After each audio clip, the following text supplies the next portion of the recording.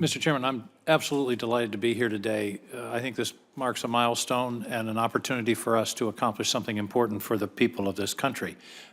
Also, it's an important opportunity to address a serious infrastructure failing.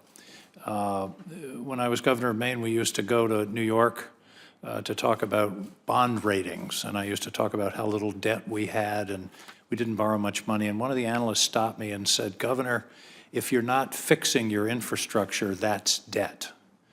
It's debt exactly as if it's debt on your balance sheet. And it's got to be paid, and it's going to have to be paid usually with interest in the sense of increased maintenance costs. So this is a debt that we're paying, that we owe to the people of this country."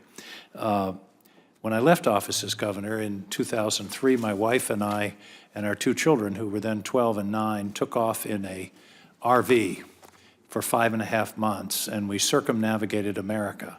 And in the process, we went to 14 national parks and innumerable national monuments. So this issue is very dear to my heart. This is the national parks, as Franklin Roosevelt said, that this is America. They're a wonderful part of our country. The parks are in trouble, however. The chairman gave the stark numbers, almost $12 billion in deferred maintenance. And in Maine, for example, in Acadia National Park, we have about $80 million of deferred maintenance. By the way, Acadia is not the most visited national park in the country. I think that honor goes to Yellowstone, but I would venture to say it is the most visited national park in the country per square foot. It is one of the smallest national parks, and yet we have 3 million visitors a year, which, by the way, is twice the population of Maine. So on a sunny day in August, Acadia National Park is about our third largest city. It is a hugely important part of the economy of the region, and to jeopardize what is essentially an economic magnet because of a failure to provide maintenance is just short-sighted in the extreme.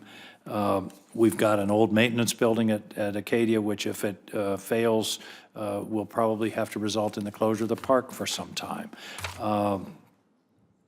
And the other piece is, of course, while we have this infrastructure problem, we're seeing a significant increase in visitation. In Acadia, the visitation has gone up something like 50% in the last 7 or 8 years. So we've got more people coming and assets that are less capable of absorbing them. And that's why I'm just delighted to be co-sponsoring this bill. I think this is an opportunity to really do something important. And I want to underline what the chair said. We are also extremely committed to the Land and Water Conservation Fund. I do not see this bill as in any way competitive with that. We need to move forward with a permanent reauthorization. This does not take money out of the same pot. This is an opportunity to fix a specific problem, and I hope that we can work together both on this in the immediate future and Land and Water Conservation Fund before the end of September. More and more people are getting out to enjoy our parks. Some of them even put down their phones when they do so. And we're hoping to encourage more of that, but certainly we want the parks to be safe, accessible, and welcoming to the millions of visitors for whom they are such a valuable asset in our country. So I thank our witnesses, I thank the sponsors of the bill.